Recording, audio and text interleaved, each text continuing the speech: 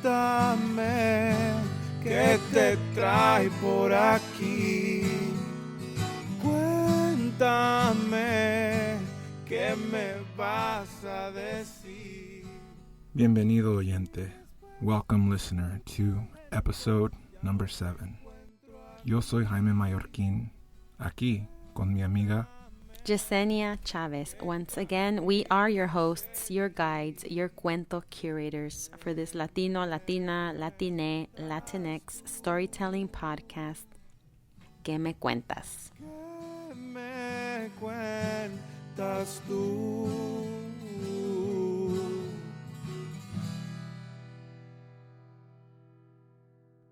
Okay, so first of all, thank you for listening. Feels really good to be here, bringing you some more stories. As the world's been opening up slowly for a while now, I've been maybe a little too extra careful, but more and more lately I've been stepping out and attending storytelling events, open mics, supporting friends who are sharing their poetry, their art. And I have to say, I've loved seeing Yesenia get back on the mic, and I did it once too. I told a story at an open mic, and it was kind of an awkward mess, but I also kind of loved it. I have a love-hate relationship with performing, and it was still really exhilarating and great practice. But tell me, Yesenia, how's it felt for you? Well, it feels really energizing to be able to read in front of a live audience. Even if it's just, 2 or 3 people, there's something about saying the words and having other human beings around to listen that we took for granted, I think, pre-pandemic. And now we can see how special it is. And it really does make me feel so connected and alive. Pero hoy vamos a recordar a nuestros muertos. I think I'm having like a midlife crisis because I'm 41 and I hope to live to 80 at least. And so I'm thinking, well, I have 40 good years left. So I feel like this sense of urgency, and the pandemic just like kicked that up a notch, do what you want to do what you love. I feel that right now. Death can be around the corner. So it's important to make those moves that you want to make now.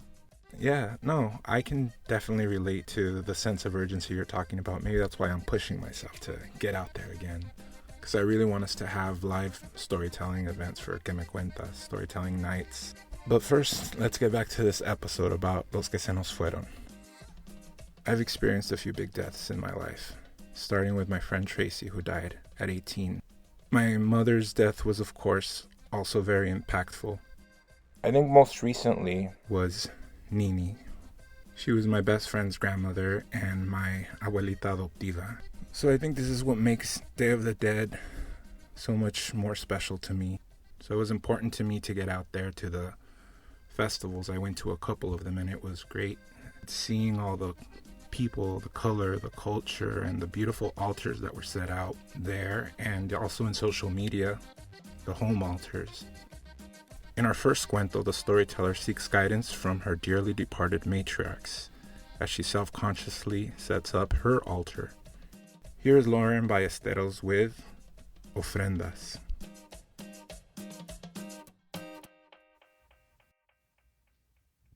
Okay, grandmas, here we go again. As you both know, this is only my second time ever making an altar for Dia de los Muertos.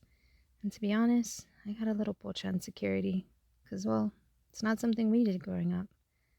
I actually can't think of one person in our family who puts out pan de muerto.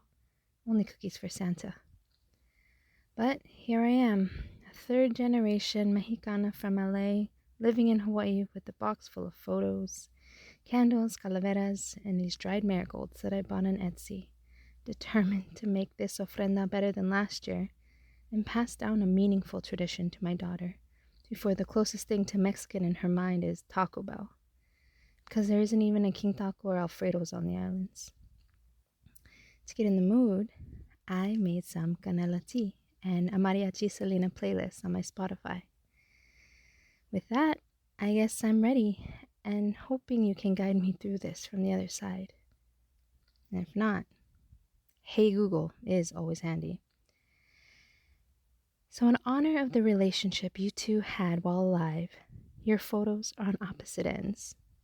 Don't worry, Grandpa's photos are there too, but you two were just always so special to me as matriarchs, and I'm a mother now.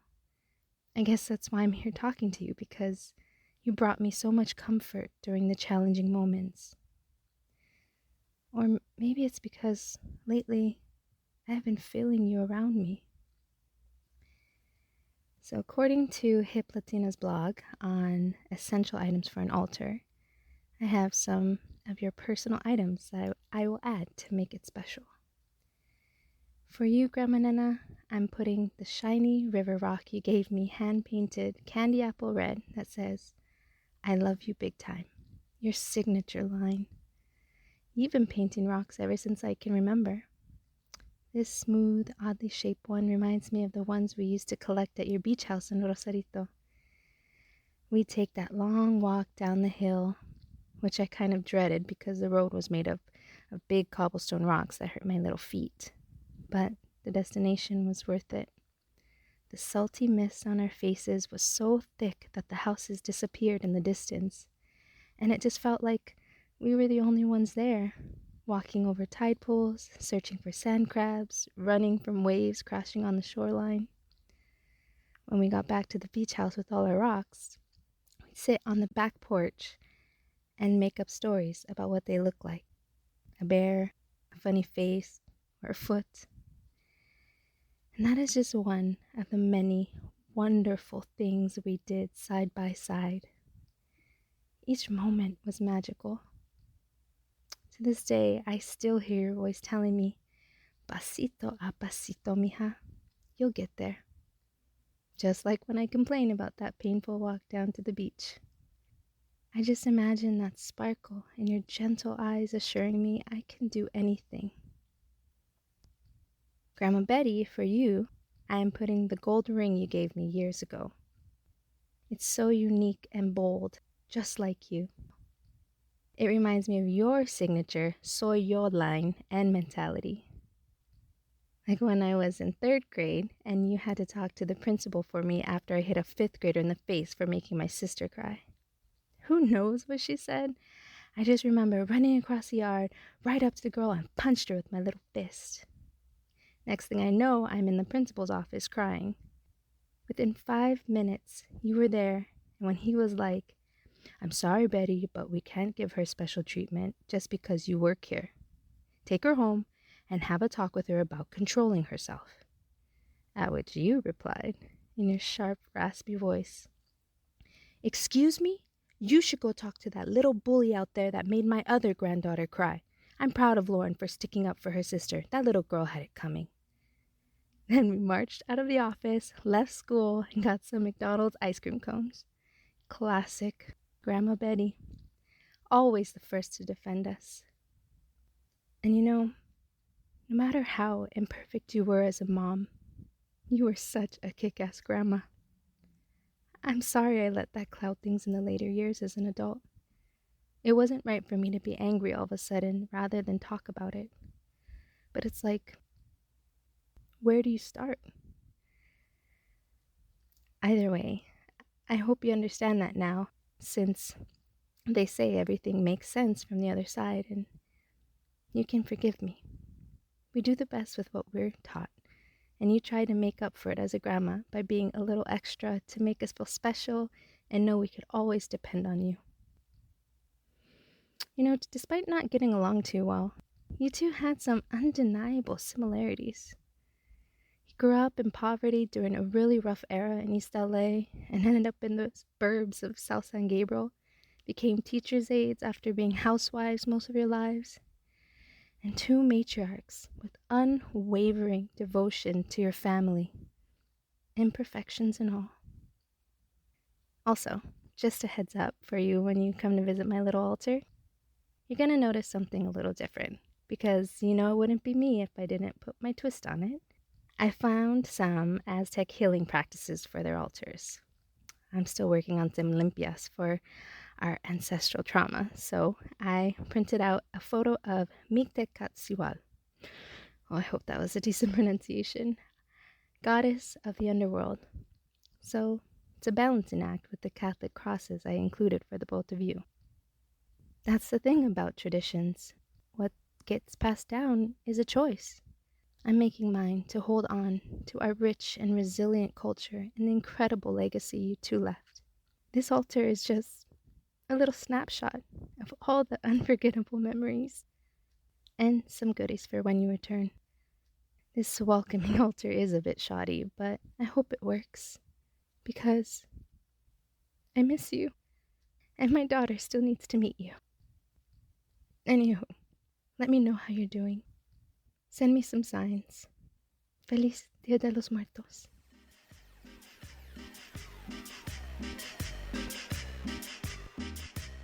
Being third generation is not an experience that we had covered yet, and I think a lot of times people assume that we're all the same, that we have the same experiences, but we don't, and they can be very different depending on where you live and how many generations your family has been here in the United States.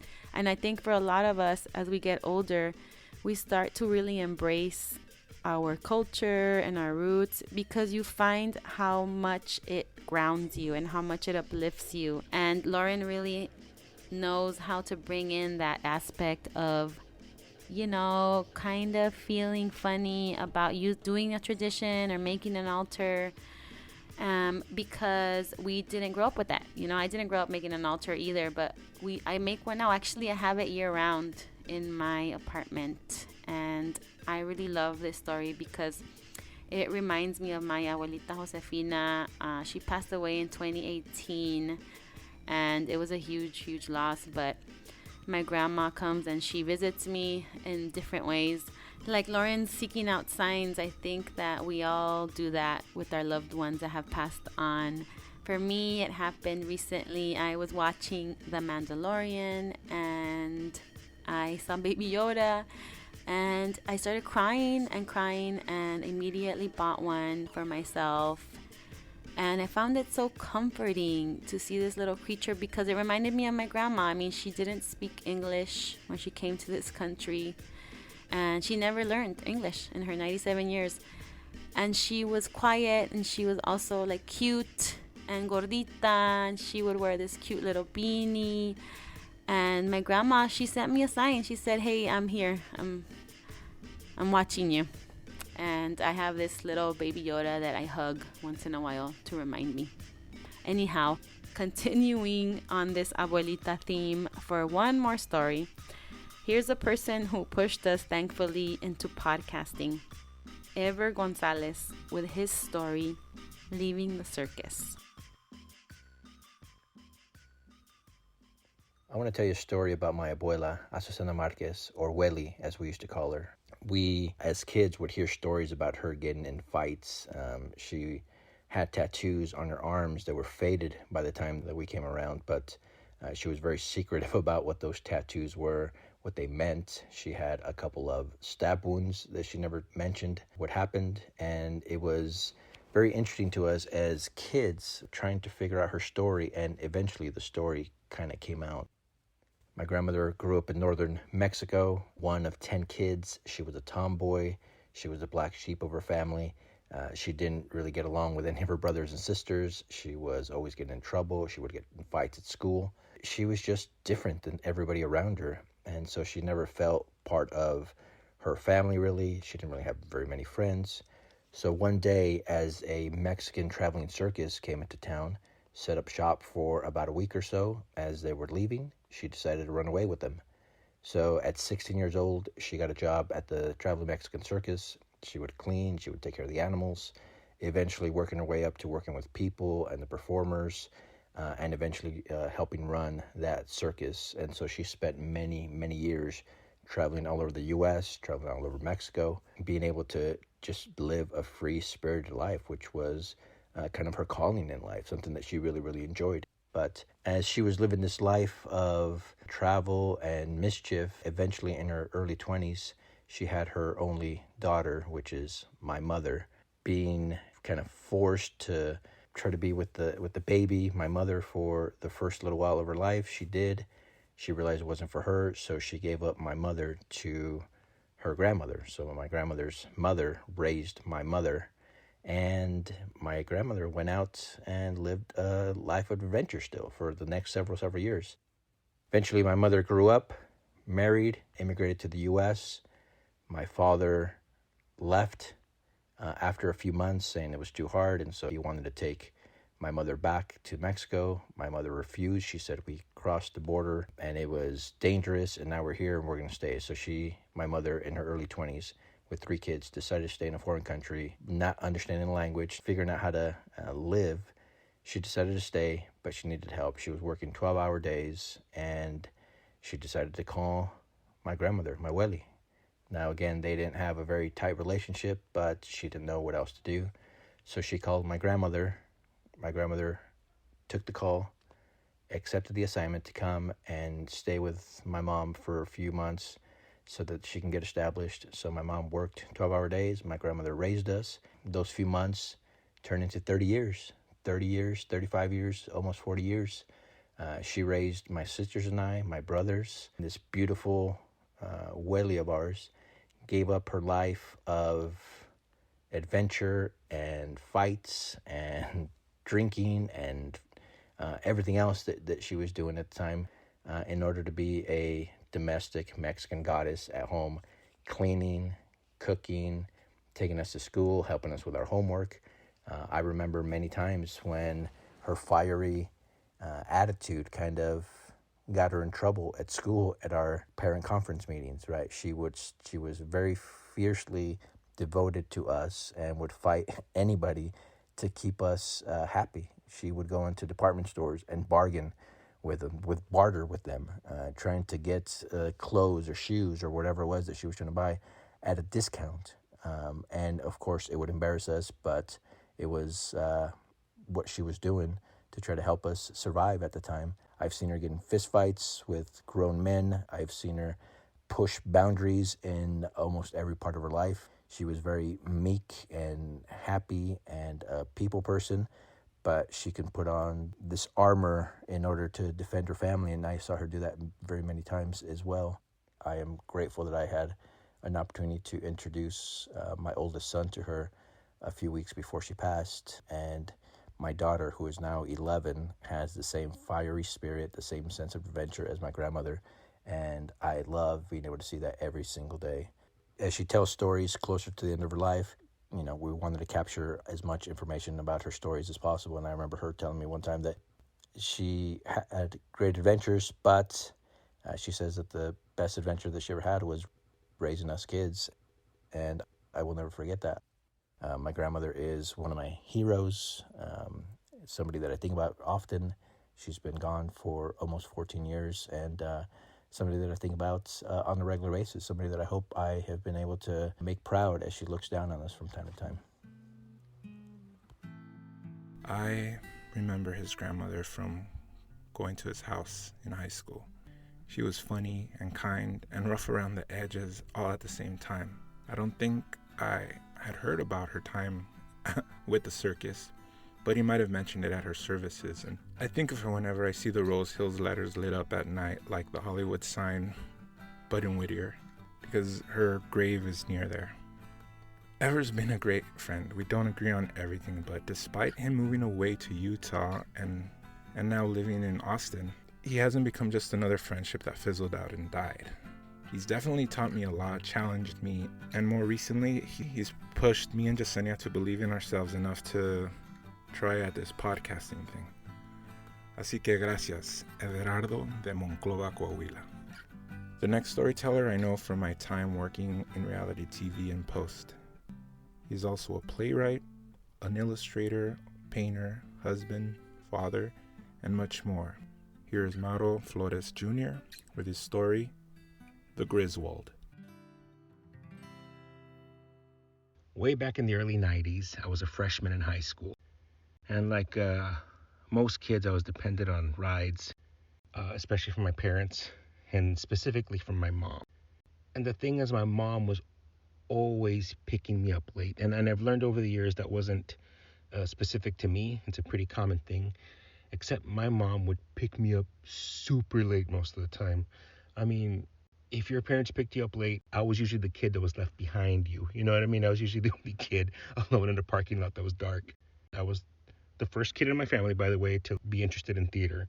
I come from a poor family of like blue collar workers. So it's either like, if you're not a teacher, then you're either in the medical field or working with your hands some way. So I was like the first theater kid. And so the rehearsals usually end like around 5 o'clock, 6 o'clock. And this situation, this time, it was already like 8:30, 8:45, and nobody had come to pick me up yet. And it was already close to 9, and then all of a sudden I hear like our car just screeching into the parking lot, and it was the Griswold, and that's what we called all of our station wagons. And I come from a poor family, and for some reason we always had a station wagon. One would break down, the next day we'd have a new one, and each time we called them the Griswold because of vacation. We loved vacation. My dad loved Chevy Chase. Anyways, my dad came screeching in the parking lot, and he like was apologetic as always, like, "Ay, mijo, I'm so sorry. I was home for an hour, mijo. I was home for an hour, and I thought you were in your room. And then your mama told me that you were here, and ay, mijo, I'm so sorry. And I was like, it's okay, Dad, it's okay. And so then we started going home, and he was like, "Ay, mijo, I forgot. Your mom said there's something wrong with the car, so I'm going to take it to your Tio Tony." And my Tio Tony lived in the neighboring town from where we lived in South Texas. I'm from Edinburgh, Texas, and he lived in McAllen. So we're going towards my Tio Tony's, then all of a sudden we heard the station wagon go. And my dad was like, "Ay, mijo, I think I know what the problem is. We're out of gas." The problem with the car was that I had no gas, and my mom never checked it and never filled it. So all of a sudden we're coasting in the Griswold, and my dad was able to get it into the parking lot of this little plaza there in Edinburgh in front of this like clothing store called Bell's. And it was already 9 o'clock at night, so nothing was open, man. And this was before cell phones, so we didn't have a cell phone, and all we had was a quarter between us. So my dad found the only available payphone. He tried calling my mom, but it went straight to the voicemail. It's not even voicemail anymore, like the recording. So my mom didn't answer. My dad left a message, and then we were just stuck there. Like it was already like 10 minutes, and we were just waiting there in the car, and we don't even know if mom heard the phone, nothing. Typically, my mom would not check her messages, and we didn't walk anywhere either because the gas station was like at least a mile or two away, which isn't a bad walk, but like we also didn't have like a gas tank to carry the gas in, and my dad didn't have a lot of money on him, so we didn't have like anything to like get gas with. So like it was like a bad situation in general, and my dad just wanted to get the car somewhere convenient so that if he was able to get a hold of somebody, they could just get it there. Anyway, so my dad was like, "Okay, hi mijo, I think I have an idea. When I was a kid, when the lawnmower needed a little pep, we'd get some gas from inside the tank of the lawnmower and put it in the carburetor, and then it would like get it going. So I'm gonna try that, see if there's a little bit of gas still left in the tank. We can just wipe a little bit of the gas on something and rub it on the carburetor." And I was like, okay, I'm not going to question my dad. So we tried it out. So we popped open the gas tank, and my dad found like a little rag somewhere, stuck it in the gas tank, was able to get just a little bit of gas, whatever was left. We popped open the hood, and he rubbed it on the carburetor. And he said, "Okay, mijo, get in the driver's seat and start the car. Try to start the car, okay? All right, start it now." Nothing. All right. "Okay, mijo, I'm going to put a little bit more gas on the carburetor. Okay, try it again." I tried it again. I said, "Okay, mijo, I'm going to try it again. All right, I'm going to put a little gas on the carburetor. You try it again, okay, mijo?" Like, all right. "All right, mijo, try it again." I tried it.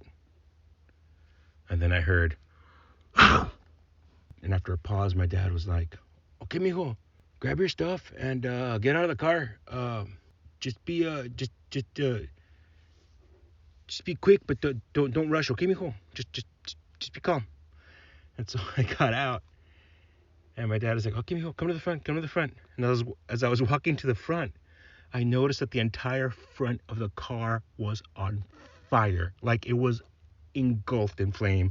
And in my memory, it's been more than 20, almost 30 at this point, I remember the entire car just getting engulfed in flame and like burning to ashes in an instant. And my little brother had just been born, so we had his car seat in the back seat, and that engulfed in flame. Every single thing just like melted on the spot. The tires melted, everything. There was no gas in the car, thankfully, so there was no explosion. but passersby were coming by, giving us like, oh shit, that sucks kind of looks. And we're hoping maybe a fireman or a policeman would be passing by to like do something. And policemen did pass by, but they didn't stop, and they kind of didn't really care. And so we were stuck there. And my dad and I managed to find a grocery store that was kind of closing. So we just walked in and asked him for the phone. And after a little bit of back and forth, my dad was able to like use their phone and call my mom. And then she finally came, picked us up. And they didn't say a word, dude. No, not a word was spoken about what just happened. And by the next day, I shit you not, we had a new Griswold. This time it had an 8-track player. Mind you, this is the early 90s. So cassette tapes were all the rage, and CDs were about to like break into the scene. I mean, thankfully I had one working 8-track that my dad found somewhere. I don't know why I keep going back to that memory. It's one of the memories I keep popping back to ever since my dad passed away last year from COVID. I think what it is that my dad, in that situation, it was how I love to remember my dad. Like calm, funny, always trying something. Even if it failed, he would try it. And he was calm in that situation. And that he never like got mad. Every memory I have of my dad is a good one. And I know that's rare. I had a good relationship with my father. And it makes me so sad that he passed away from something that was preventable. And it wasn't like he was a weak man. He was an extremely healthy man. He was a power lifter, and I'm not kidding. His whole dream, he had 2 things. One was to see Muscle Beach, which he was able to do when he visited me here in Los Angeles. And the other one was to be a championship power lifter, which he got to do in his 60s. And he became a power lifter in his 60s there in Texas, and he probably got it too when the gyms opened back up. But I miss my dad. I love my dad. My brothers and I love my dad. My family loved my dad. Everybody loved my dad. My dad was a good man. My dad was a good man, and I can only hope to be like him someday. Beautiful way to honor his dad, remembering the ways that he took care of him. And in those car rides, and I felt like Mauro was talking to me face to face. His story felt so familiar, and the way that our parents, express their love, especially dads, can be so funny and so endearing as well. What a wonderful, wonderful dad. And COVID-19 is a very, very real thing, and it's left so much devastation, especially in Black and brown communities. Mauro, I am so sorry for your loss, and I love that you shared that fun story about your Tejano dad, especially the accent you used. That was so fun. It's important that, we hold on to all those funny or happy or silly memories too. Your loss is very, very recent. So again, muchas gracias. Our next cuentista, Melissa, I met on a hot day at the Museum of Latin American Art in Long Beach 6 years ago on Halloween.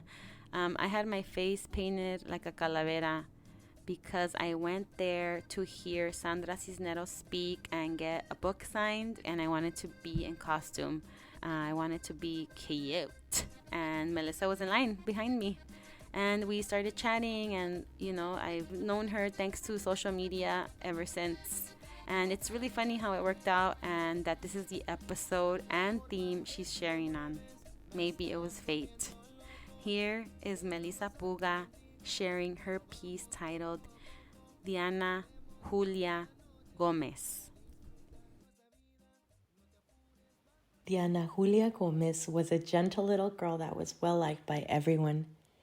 She came from a family that was supportive and kind. My family and I met Diana and her family around spring of '87. I had just become an older sister, and my mother was in search of a babysitter so that she could return to work. Diana and her family lived in the same apartment complex as part of my stepfather's extended family. We met at one of the many parties that took place at the large Southeast LA apartment complex down Norton Street. The winding street was lined with apartments, like the projects nearby, except these apartments were well kept and different from one another. It was a fancy part of the ghetto. We would play into the wee hours of the night while our parents partied. The men drinking alcohol, huddled by the grill, away from the women. The children running amok up and down the long street and into each other's apartments to play duck hunt on Nintendo. The women in their respective cliques, also known as La Uva, an acronym for La Unión de Viejas Argüenderas, pretending to be having a great time while talking shit about someone else across the way or complaining about their husbands.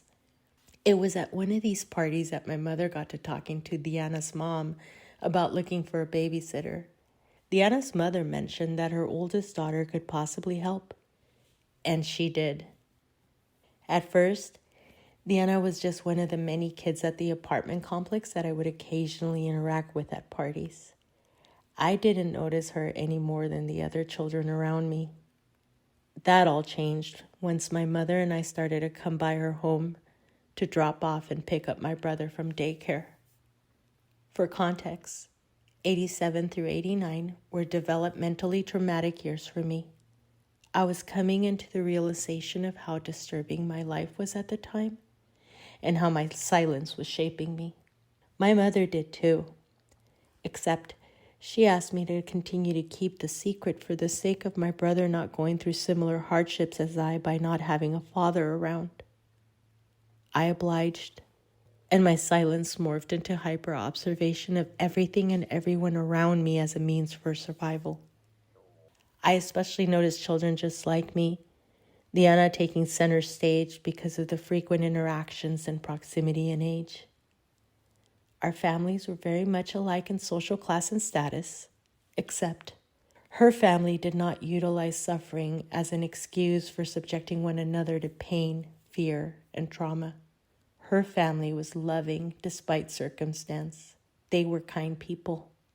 Stepping into Diana's home while my mother handed off the baby and exchanged formalities and instructions of care, I quickly noticed the world of difference between her home environment versus mine.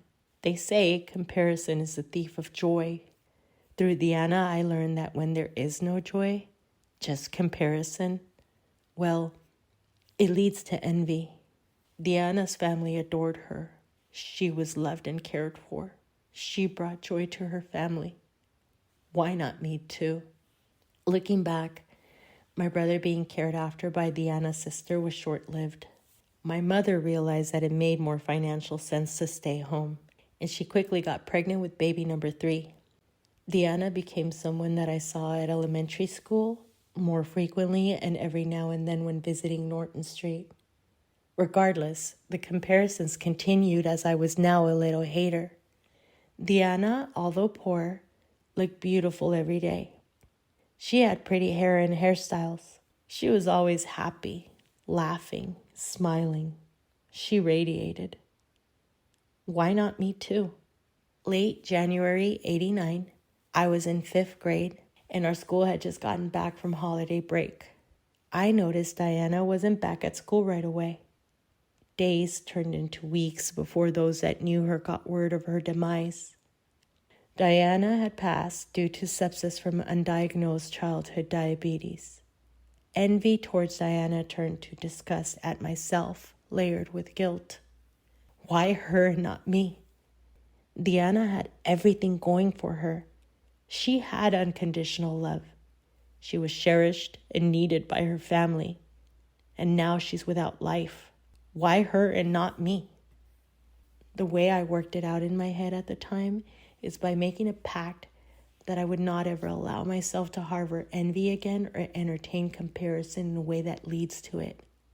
This is how my 11-year-old mind reconciled the guilt without further understanding of the matter. Throughout the years, I would think about Diana every now and then. Sometimes it was a random thought, out of the blue. Other times, when the promise I made would come to mind as a reminder when meeting someone that radiates.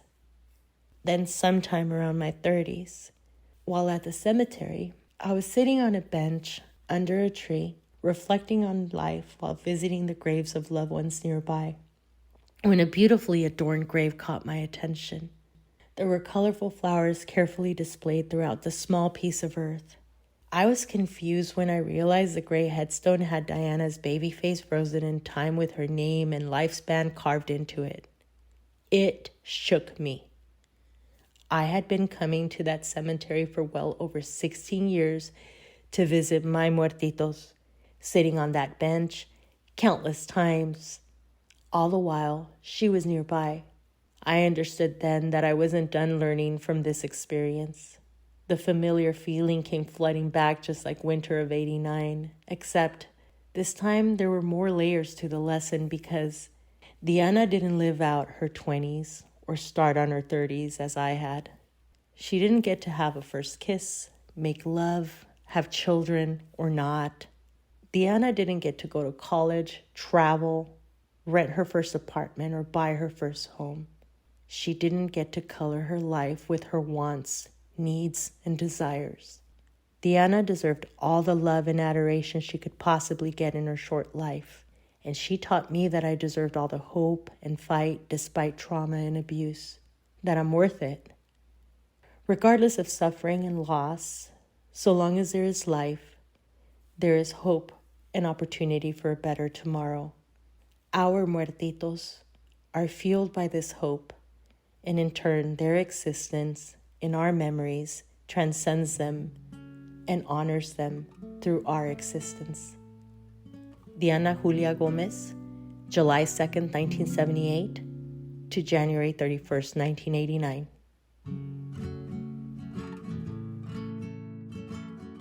That was powerful, Melissa.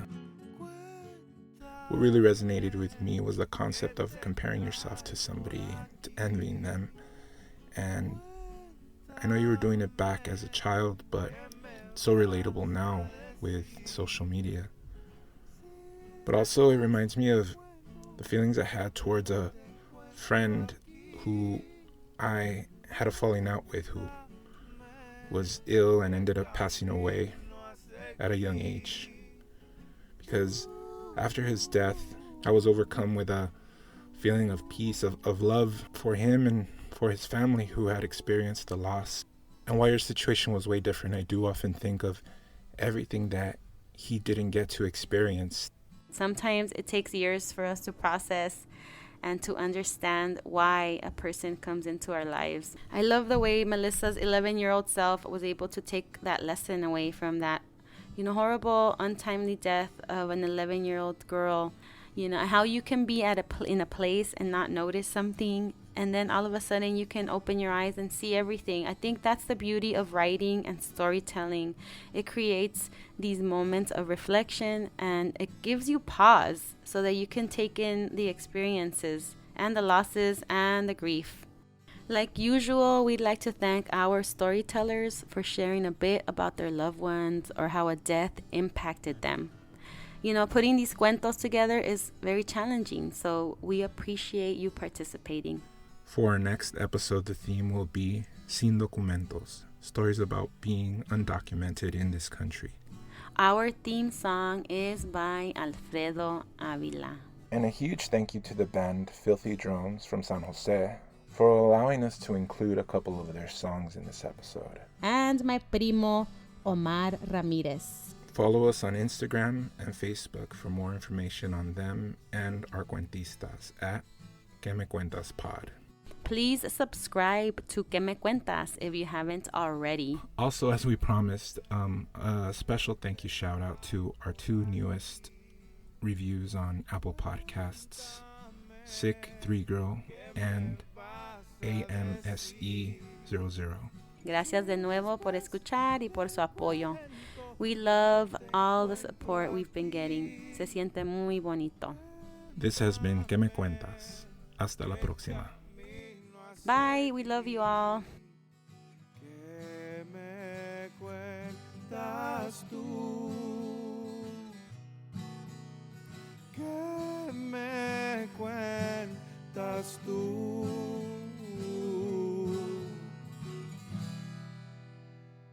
This podcast has been produced by Jaime, mixed by Jaime, sound edited by Jaime, and everything, and he gets paid 1 penny. So thank you very much, Jaime. You're awesome.